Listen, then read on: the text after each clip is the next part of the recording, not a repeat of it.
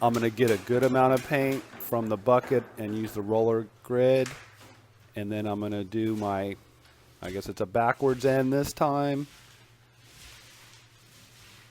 And go through the paint and get that even finish again. Get as close to the ceiling. I don't know if you saw that, but there are some little nail holes and stuff I filled. I am going to have a video of the best way to fill nail holes and wall anchors coming up.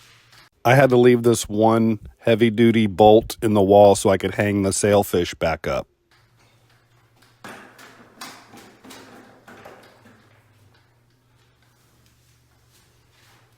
As you can see, it can be an S. Anything in the alphabet works. Just spreading the paint out even. Then I'm going to drop back and go from the baseboard to the ceiling just to even the finish out even more.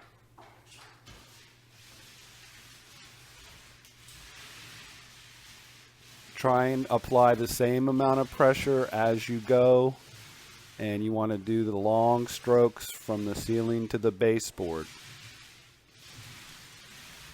More pressure on the right side of the roller eliminates roller marks.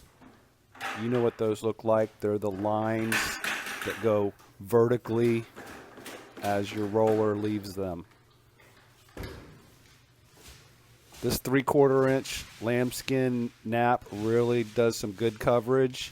You just got to be sure to roll it out nice and even, and it leaves a beautiful finish. I did get a lot of questions in my last video where I posed a question: do you roll or cut in first on your first coat? Traditionally, everybody cuts in first, then rolls. That's just how everyone's taught. But in situations, a lot of times for me, I can just get going with rolling out rooms, and the cut-in people can be behind me cutting in. I can probably roll out 3 rooms, and I'm ahead of the cut people. And on the first cut in, it really doesn't matter.